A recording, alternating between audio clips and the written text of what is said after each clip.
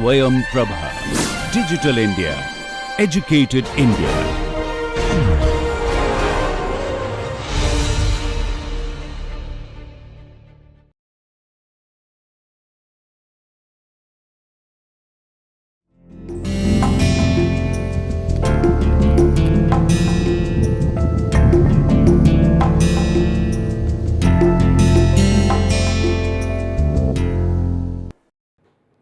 Welcome to this session on research and publication ethics. Today, I will be discussing on prominent ethical theories, namely virtue, utilitarianism, deontology, and libertarian ethics. My name is Dr. Nirbhay Kumar Mishra. I am an assistant professor at Applied Science and Humanities at GLA University, Mathura. Let's take a recap what we have discussed already so far. So in the last session, we developed our understanding to the research and publication ethics. We recognized the role of philosophy, logic, and scientific conduct in the research development. We discussed and critically analyzed 5 research philosophies: positivism, critical realism, interpretivism, postmodernism, and pragmatism. We analyze further ethical theories and concepts from the viewpoints of metaethics, normative, descriptive, and applied ethics. We critically examined the moral, cognitive, and non-cognitive schools, and then we talked about the moral judgment and ethical decision making by analyzing the runway trolley problem. So today, after the session, you will learn about ethical intelligence and about the ordinary decision making and ethical decision making. You will also come to know about the relationship between moral philosophy and philosophy of science, the way ethical theorists have analyzed in their theories.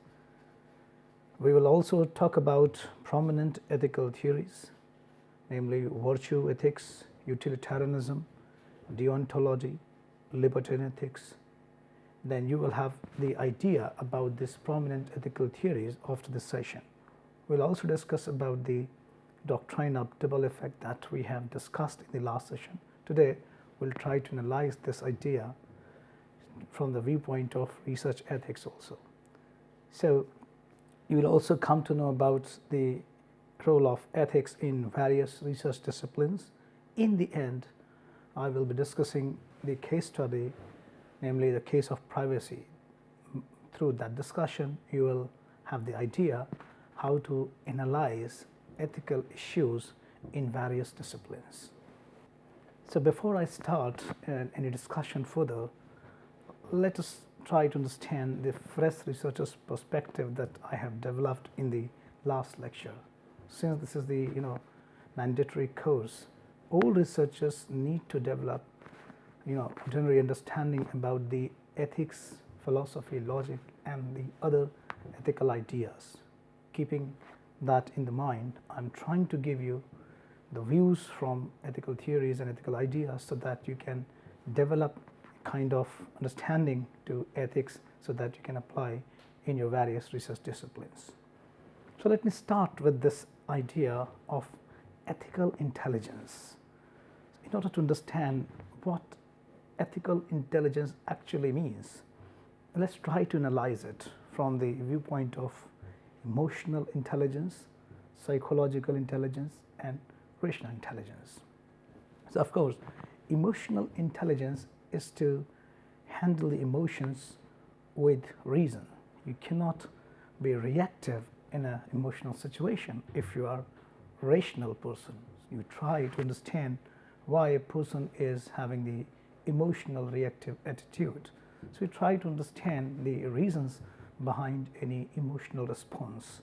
So whenever you deal with the emotional situation, right, some sort of problems you face, then you need not to be aggressive, you need not to be panic, losing the confidence, but you need to understand and rationalize the very reasons behind any emotional situation. For example, if a kid is crying, weeping for something, right, then try to understand the reason why is it so, and try to sort out the problem by the right means. Okay, don't create fear for the child, or don't make him or her greedy.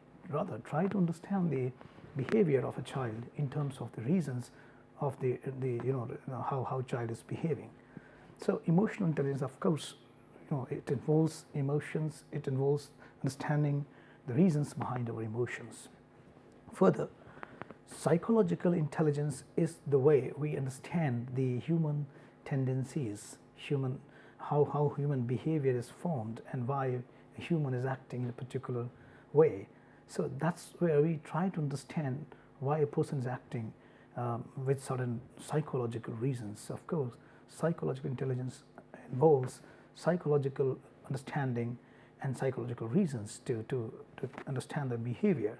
So, of course, when we talk about the ethical intelligence, we require emotional intelligence, we require psychological intelligence, and in order to develop this ethical intelligence, we of course require rational intelligence, which is the basis of this all three, because without having the rationality, we cannot understand and analyze emotions, and we cannot understand the human psychology.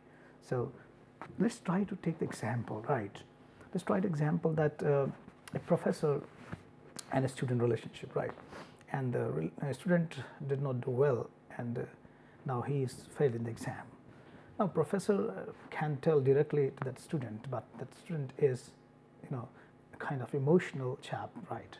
Then it's ethical responsibility of professor to tell the truth to the student. Of course, that's the ethics. But of course, that professor needs to adapt with ethical intelligence of sorts, that he has to involve, with emotional intelligence and psychological intelligence, and he has to rationally behave in that way, that he requires to counsel that student before he talks about the grades of the student, so that he can actually handle the whole situation not only ethically but also emotionally and psychologically.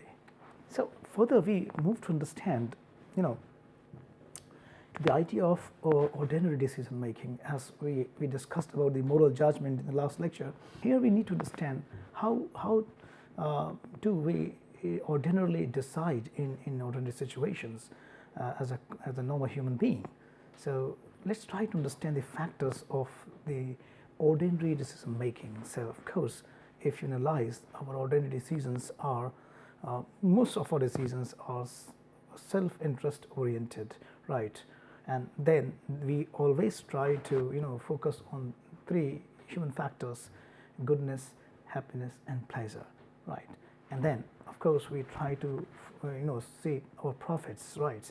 And then we see if it is an individual decision, we focus on self-interest, we focus on our goodness, happiness, and pleasure, and profits also. In terms of most of the organization institutions, they also focus on this cost-benefit analysis and investment return policies. So let's try to understand what are the reasons behind this ordinary decision making from moral point of view. So here we can talk about psychological hedonism and the principle of utility, and ethical hedonism. Look, this ordinary decision making was shaped in a kind of theory that we discussed, like utilitarianism, right? So according to psychological hedonism, by the very human nature, we human beings desire pleasure and avoid pain. So we usually focus on these factors like goodness, happiness, and pleasure. And from this account, as I discussed, Bentham derived ethical hedonism, in which he explains that we should act in such a way that it increases pleasure and decreases pain, and can produce maximum good for maximum number of people. So our ordinary decision making actually belongs to this kind of tradition, like psychological hedonism. So further, before we go to discuss about the prominent theories, we need to understand there is connection between moral philosophy and philosophy of science. So of course we have to understand that when we talk about the science talks about the various principles, and we understand the scientific events in terms of the causal determinism. There is cause and there is effect, and we try to understand the even in terms of some generalized principles. So physical determinism is such a theory according to which that the whole universe is physically determined by the laws of nature, and that's kind of causal determinism, because each and everything in nature is causally connected to one another. So we see in the Newtonian physics also on this account, when he talks about the laws of motion, right, and from a priori necessity he talks about that there is universality in nature, there are universal laws. He talks about he talks about three equations in motion based on the laws of motion.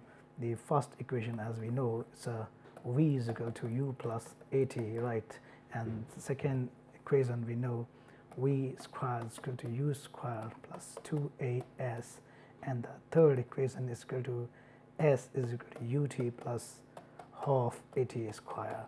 These are all equations, as we know very well, they are laws of motion. And but we have to understand these laws are defined in terms of there is universality and necessity in these laws, and we can predict based on these laws with certainty the behavior of the physical objects. So not only we have the physical determinism, we can talk about biological determinism, and this is also known as genetic determinism, in which we can talk about how human behaves, that is more often determined by the genes. Our behavior is directly controlled by genes or some functions of physiology. So of course we see a kind of reflection. I mean, we can also have some reasons to explore in moral theories, like if we just try to focus on the utilitarianism, like we see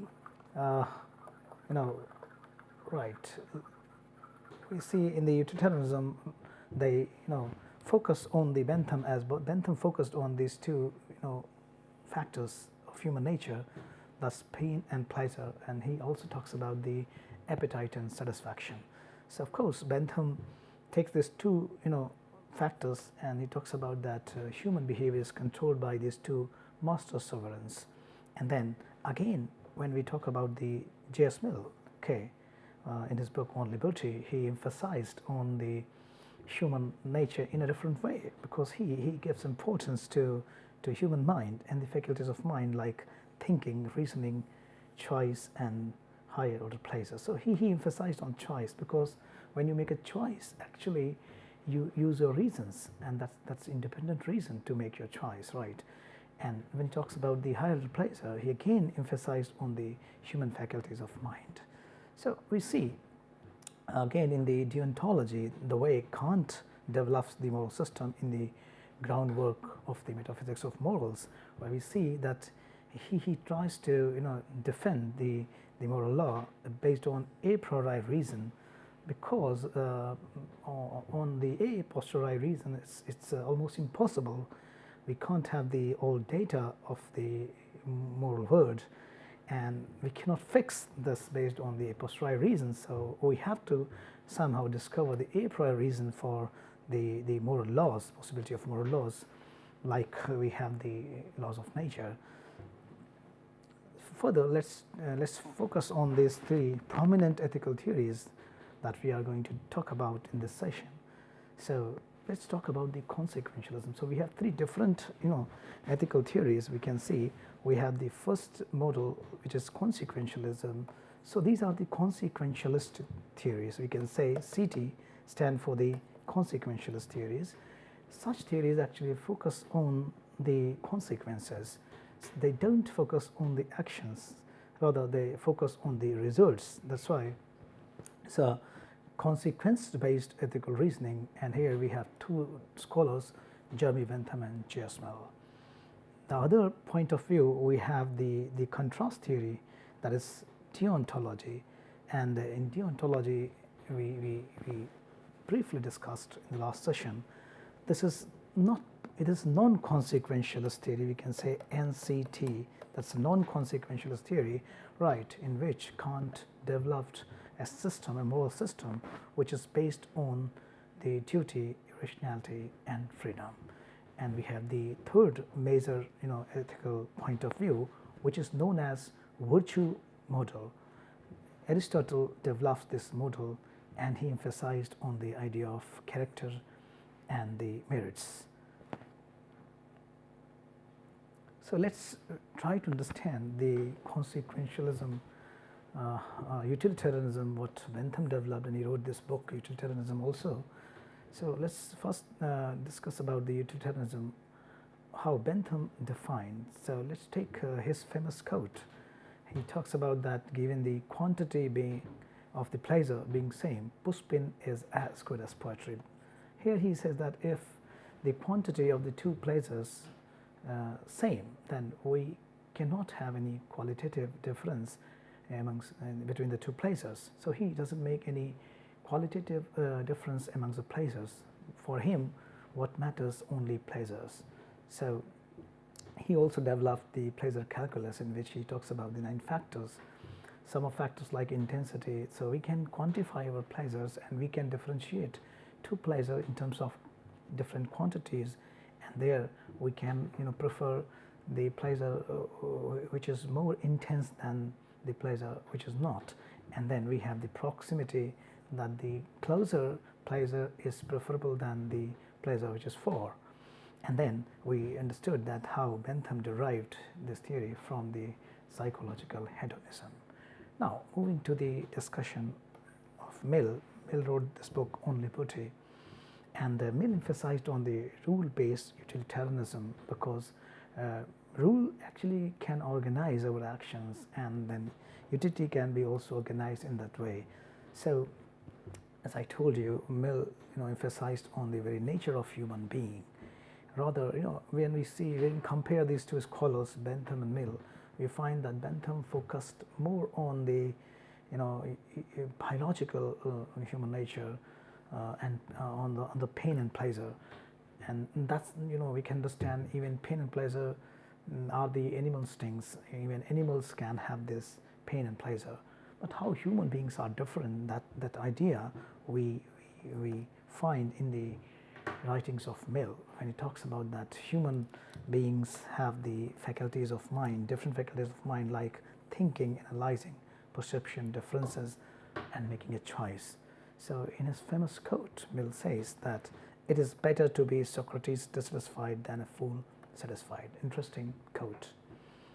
So we'll try to understand this quote, what Mill tries to argue from this quote. So Mill says that the person who is utilizing the faculties of mind, right, because Socrates wanted to have the answers, he was using the mind, so actualizing the very human being in terms of the human rationality, then the fool that does not strive or struggle for the reason and remains satisfied. So he talks about the higher order pleasure. Of course, he talks about the idea that we can have not only the difference in terms of quantity, but we can have also qualitative difference between the two pleasures.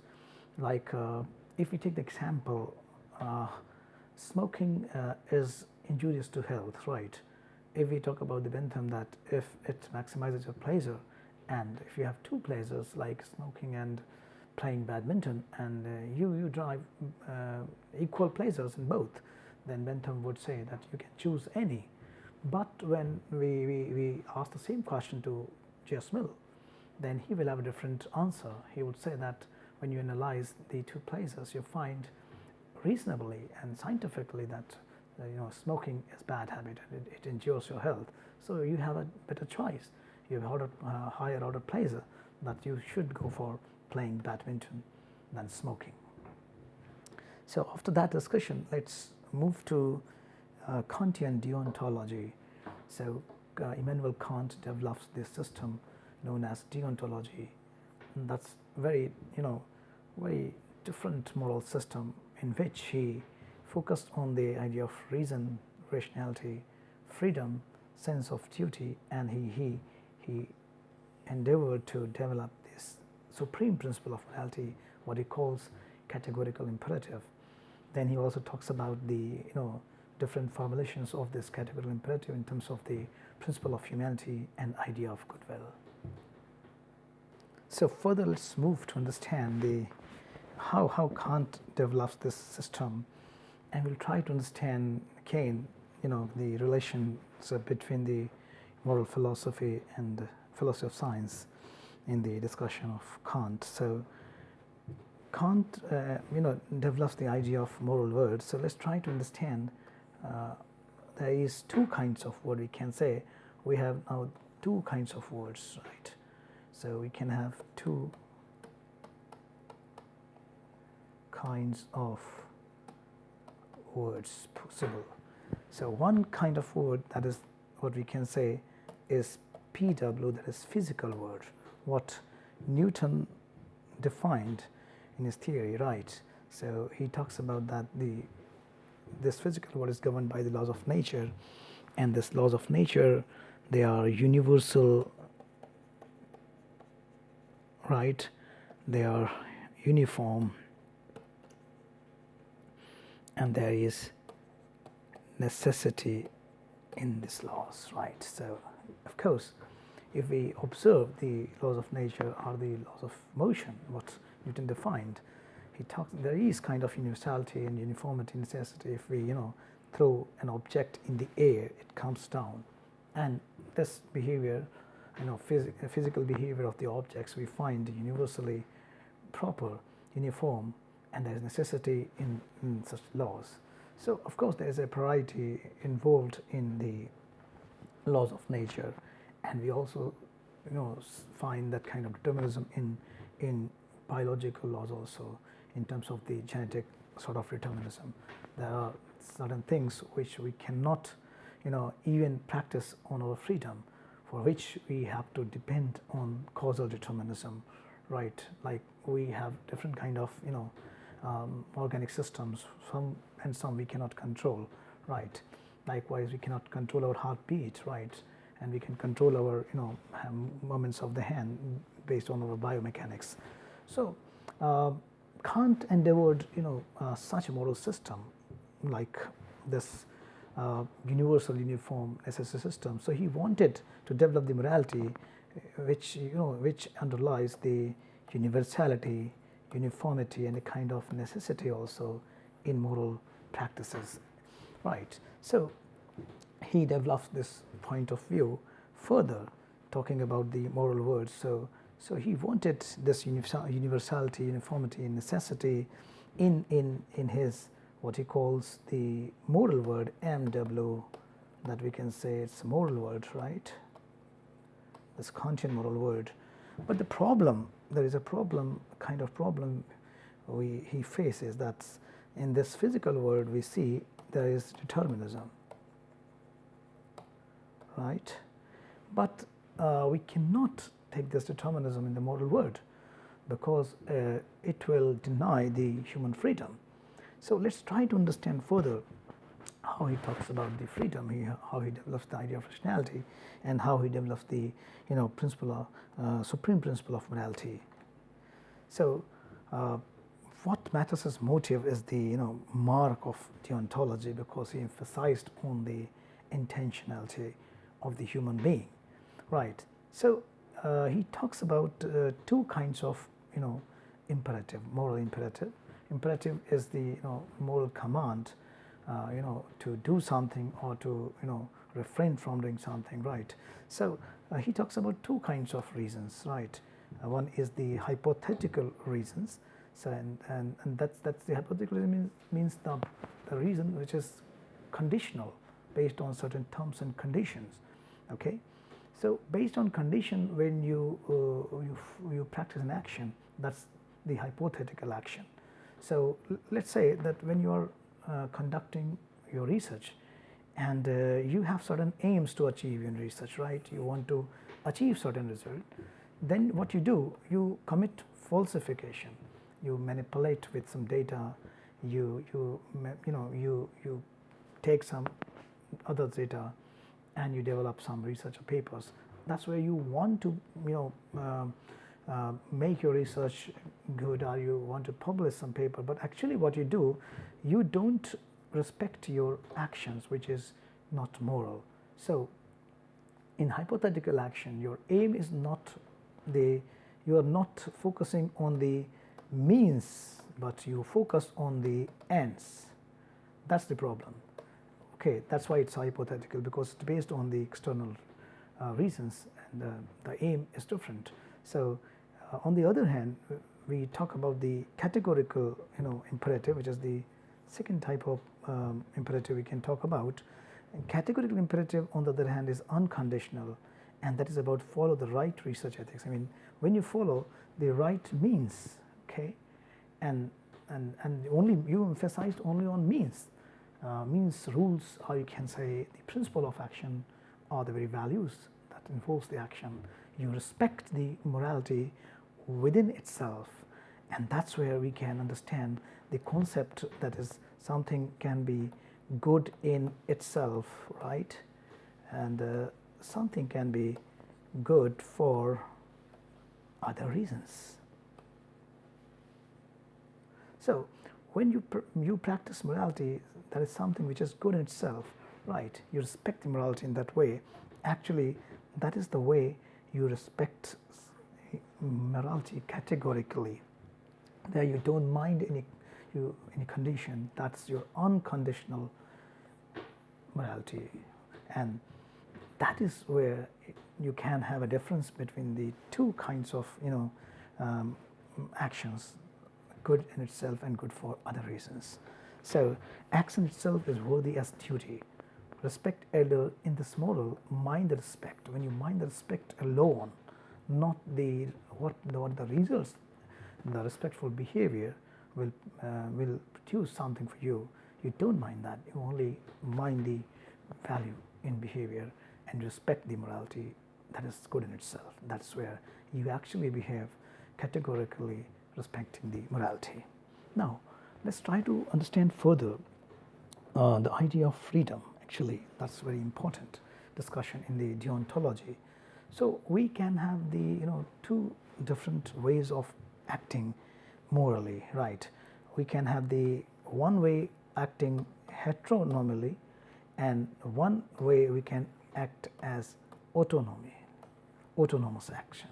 Heteronomous action, that is something which is when we act, right, when we act from outside, or based on the external reason, or based on external reasons, that's where we are acting heteronomously.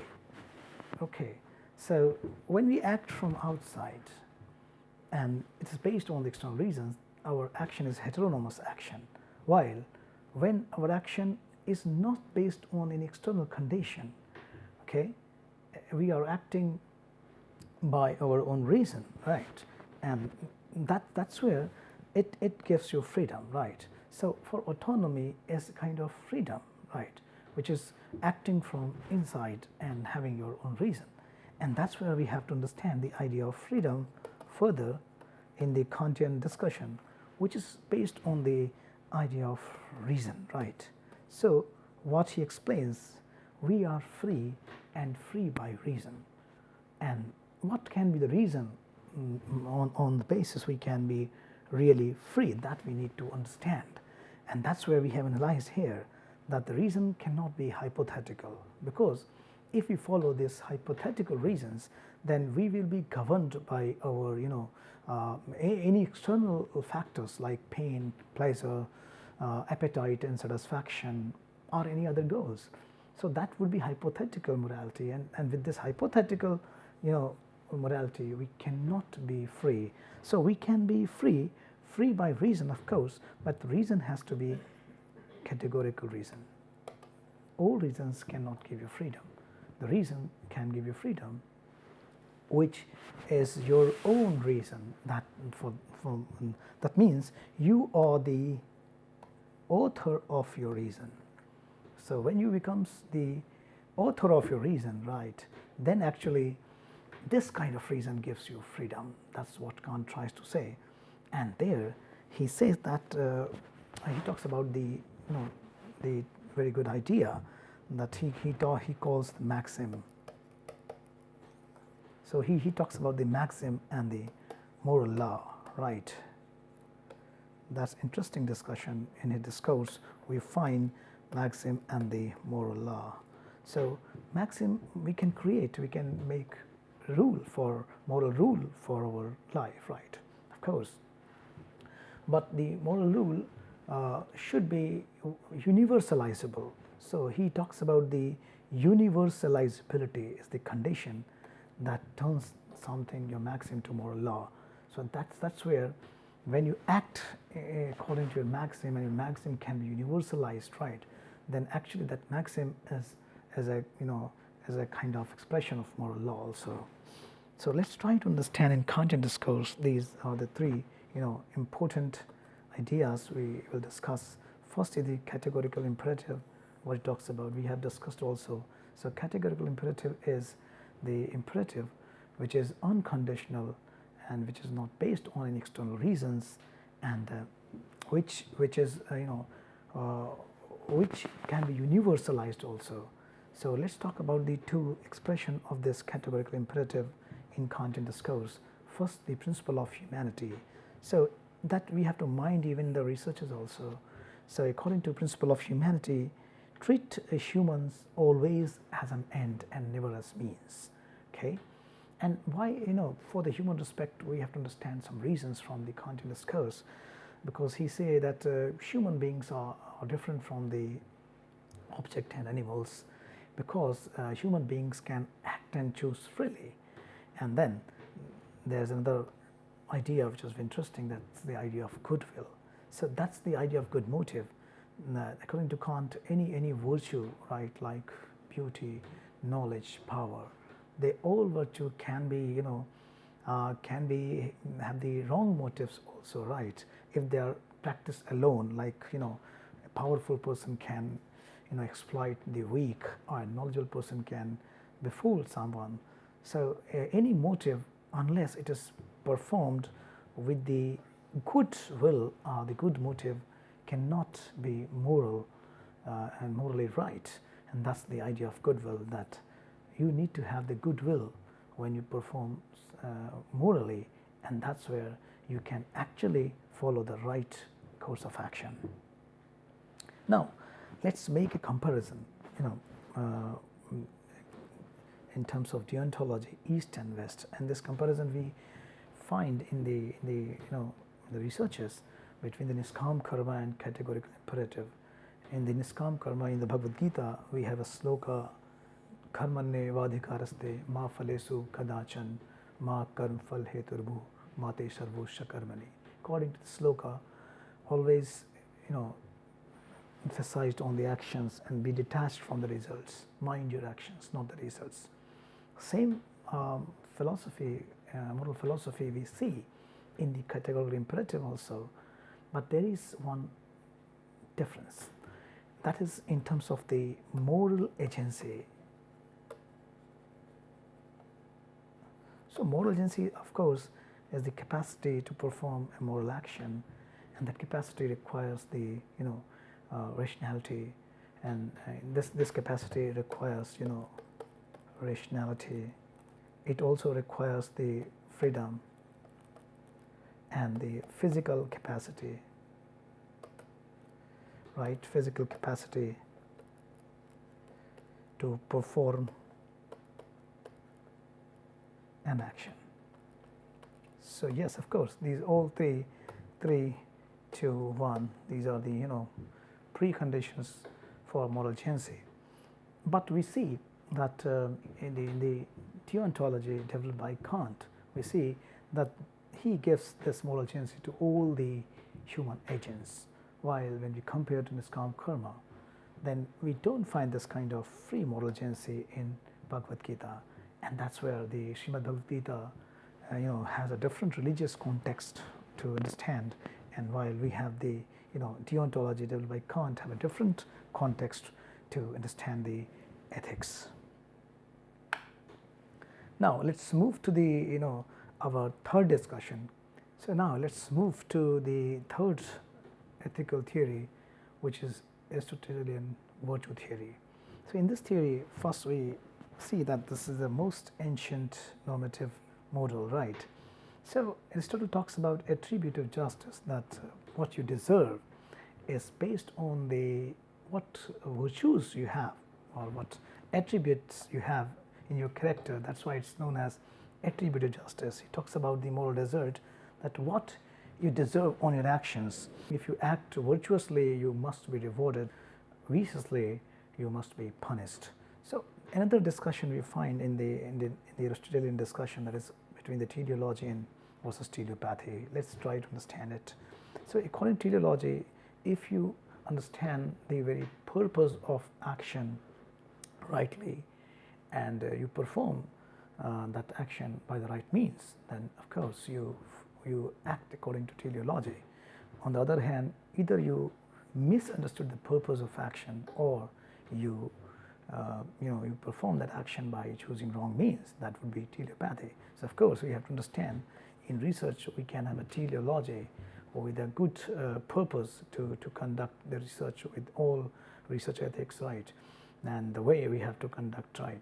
But on the other hand, teleopathically, if we choose the wrong means, like falsification, fabrication, and the plagiarism, then of course we are trying to achieve the publications, we are trying to achieve the PhD degrees, but they must be committing this teleopathy, and they will be morally wrong, and that would be a kind of morally wrong action.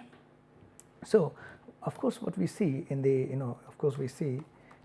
Aristotelian discussion, that his view is a kind of fit society. He wants we can have a discussion between, when you compare this deontology and the virtue model between the Kant and the Aristotle, we see that the focus of Aristotle is creating a fit society, a meritorious society. On the other hand, we see how Kant emphasized on the idea of freedom. So we can have this idea here that we can say fit versus freedom. Yes, so he talks about that justice is teleological.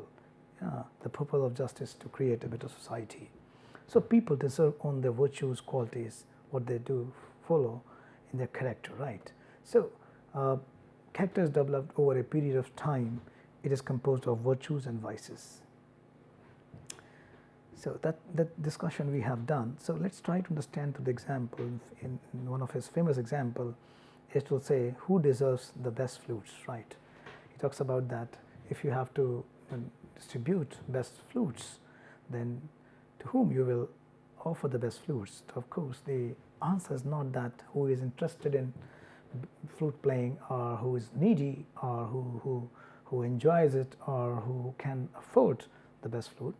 His answer is that the best flute player, because the best flute player is having the best virtues, and when he practices the best virtues, then only he fulfills the very purpose of virtue. He creates good music, and society can also have a best musical experience. So accordingly, if we understand that an engineer is making software from engineering skills, he's justifying the merits of being an engineer, right? On the other hand, if an engineer is practicing engineering for the job and money only, then he is committing teleopathy. So here we finish this discussion on virtue theory. Let's talk about the libertarian ethics in a brief count. Okay, so libertarians talks about a different kind of word, which is composed of humans who have individual rights. So they talk about the three basic rights: freedom, respect, and ownership. And for freedom, they talk about that individuals should be given freedom, but the one condition they keep, that is, one must not harm the other, right? That's the condition of freedom. Otherwise, freedom is complete, and it's all or nothing, that everybody has to have complete freedom, and you can't have the freedom to harm the other. Respect in the sense that all individuals should be respected independent of the society or no individual can be can be exploited for any greater good, and ownership, that all individuals own themselves, that they can have the life decisions, they can take decisions for their own selves. They also talk about three different objections we see in the libertarian discourse: no paternalistic laws, no moral legislation, no taxes on salary. According to the first law, libertarians argue that a government should not create paternalistic laws, those who control an individual from oneself. Rather, a government can protect individual from an external threat, the law, but government should not protect oneself from oneself. And the moral legislation, that a government or state should not have the kind of moral code of conduct, they should not propose to individuals, right? And no tax on salary. That's an interesting argument, right? So that's an interesting argument, because libertarians say that taxation in some sense makes one's profession slavery and job a forced labor, because when nobody wants to pay taxes voluntarily, and it's a denial of one's freedom, and it also where the state shares the ownership of an individual. So the libertarians talks about minimal state theory. In this theory, they argue that a state should minimally rule the individual's life. They should create only those laws, those who protect individuals from the external theft, insecurity, and other reasons. They allow three kinds of checks and balances, like they talk about that just acquisition, government can check what individual acquire, that should be from the right sources, and just initial holding, what you hold as a capital, and that should be on through right means. And third is just transfer. So they talk about these three checks and balances, and they proposed minimal theory, and they discuss about the individual rights. Let's talk about the doctrine of double effect. We discussed yesterday also. So this doctrine of double effect, we can say it primarily talks about the first condition, that is a intention, right? So they say that intention must not be wrong. Our intention must not be wrong, and we have to understand doctrine of the double effect. Actually it applies when we have two different kind of effects, maybe positive and negative. Then we have to analyze the situation, moral situation, on the basis of this doctrine of double effect. So our intention must not be wrong in itself, and second condition is the means, and our means should not be wrong. We cannot achieve right action through wrong means. And the third condition is the proportionality condition, that was that wrong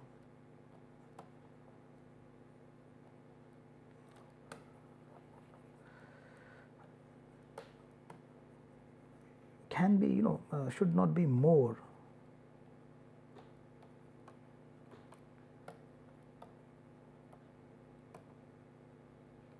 than the right. Yes, right can be more than the wrong. Even right and wrong can be equal, right? In this, that can be also a possibility, but wrong should not be more than the right. So we can apply these three conditions to analyze our morality in a situation where we have two kinds of different results, positive and negative. So let's move further to understand, analyze the different kinds of moral worldview we understood in three different ethical theories. So when we talk about this utilitarianism, right, we see that utilitarianism is somehow causally determined, because here we talk about the kind of determinism which is based on pain and pleasure, and that's what Kant actually criticized, that he talks about that we can have different capacities like pain and pleasure, satisfaction and appetite, but the moral capacity is based on the capacity of reason. And reason actually, reason is the faculty of mind that actually makes the very difference between the animals and the humans, because pain and pleasure we can even find in the animals, but the capacity to act and choose freely. That is the special capacity in the human being, right? So, of course, we see the causal determinism, right, kind of, determined by your desires, right, your human nature. But what we find in, in the deontology, right, we have discussed. In deontology, we see a very good contrast, right, and what Kant says that we can have a contrast between the, desire, right, versus duty. And what he talks about desire, when you govern by desire, you act hypothetically on the hypothetical imperative, and that's where you cannot be free, right? And he develops a kind of view on duty which is based on the idea of freedom and which is based on the idea of reason also. So that's a different kind of moral world Kant tries to offer. And in the third view, virtue model, we see a different kind of worldview where, Aristotle talks about a fit society, a meritorious society. He talks about that we should reward those who have the merits. So we have a different kind of, three different kind of worldview. One emphasized on the human nature, one emphasized on the human freedom, and other emphasized on the human character. So we can have possibility, when we talk about the research ethics, we have certain moral point of views, and when we analyze different professional fields in research like business and management, bioethics and medical ethics, engineering ethics, environmental ethics, right, environmental sustainability ethics, we see there are different issues, moral issues, where we can analyze these all issues with our moral point of views involving these three ethical theories, right. We can adapt, understand a situation using the utilitarianism if it justifies the situation, right. And then we can have another point of view from the deontology, and we can have another point of view from the virtue. What point of view you take, you have to understand the moral reasons. And again, when we encounter certain problems in the research ethics, right, in the different disciplines, and we see different research issues also that we will be discussing in the next lecture. We will emphasize on these issues and the problems, but today we will try to understand one case study, that is case of privacy, and we will try to understand how we can involve with these three prominent ethical reasoning to understand the human behavior or human action. So let's talk about this case of privacy. So in this case, Marcus is a computer engineer who has recently developed an application which helps users keep track of medical information, doctor's appointments and prescriptions. Information about the user is stored in the application, including what prescriptions they are taking and how frequently they schedule doctor's appointments. As the developers of the application, Marcus and his company have access to this information. The marketing departments request Marcus supply them with the customer specific information so that they can better target ads and application suggestions to the users. Marcus understands that he is a part of company, that's the first thing, and then but also feels that the privacy of the application users should be protected. Additionally, Marcus feels that as an engineer,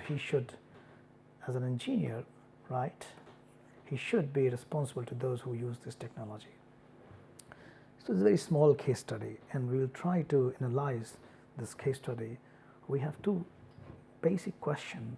How does Marcus determine how much the user's information should be shared with marketing? Second question is this an ethical use of information or a violation of the user's privacy? So first, Marcus has to decide whether he can actually supply some information or not, and if he has some ethical reasons to supply the information or ethical ways to supply the information, then he has to check whether that way is appropriate to the ethical standards. It's not a case of the violation of the user's privacy. So let's try to analyze this case study. When we analyze the case study, we have to understand that we can have three different perspectives, right, in the ethical analysis. So what Marcus should do when we take this first perspective, right? That is utilitarianism.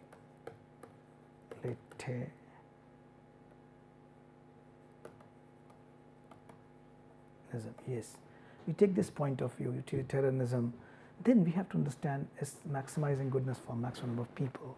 So of course we have to understand in this case the importance is the privacy. So what Marcus can do if you face some kind of privacy issue in the research, right? So how you have to handle that case. So what Marcus can possibly do if he applies maximum good for maximum number, that would not be right kind of theory, right? Because we cannot use someone information, personal data for maximizing goodness for maximum people, because if you make it a social practice even, then it will create more social harm than the maximum good. Then we talk about the deontology as our second model. How to analyze this case straight from deontology? Of course, we have to mind the rules and we have to mind the duty. So once privacy we have to mind, and that has to be a kind of duty. That's the that's where Kant says that you cannot use someone as means, right? So using someone's information, private information, is also using someone as a means to achieve certain ends, maybe make for the growth of company or the success of that application. That would be the other end, but you are using information that would be using someone as a means, and that would be really wrong.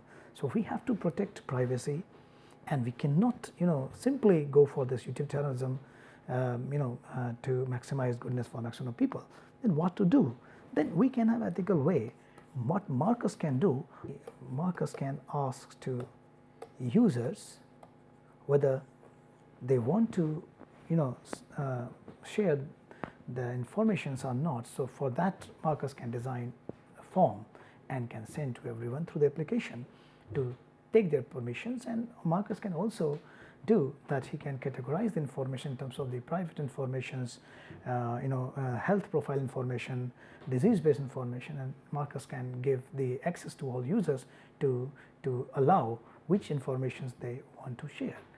Look, this can be ethical way because Marcus is following the informed, and then Marcus is also privacy and is minding respect for the human and freedom for the human. Through this way, Marcus can assure that he is doing the thing ethically, and then we can have the answer if Marcus acts like this, right, that he ensure the deontology, and then that would not be a violation of privacy because Marcus is not deciding on the privacy. Now Marcus has given the right to user to share the privacy. So like this we can have many cases, many case studies in the research ethics also. When you conduct a research study, you have to mind the privacy, you have to mind the informed consent, and then you have to understand the applications of these three ethical theories like utilitarianism, deontology, and virtue ethics. So here let's summarize what we have discussed in this whole lecture. So we talked about the ethical intelligence, in which we discussed about the emotional, psychological, and rational intelligence. We tried to understand the difference between the ODM and EDM. So today we understood the ordinary decision model, and we have discussed ethical decision making model in the last session. So we also tried to understand something on the moral philosophy and philosophy of science, and then we try to understand the prominent ethical theories in terms of analyzing these three prominent ethical models: virtue, utilitarianism, and deontology. We also briefly talked about the libertarian ethics, and then we also understood the doctrine of double effect.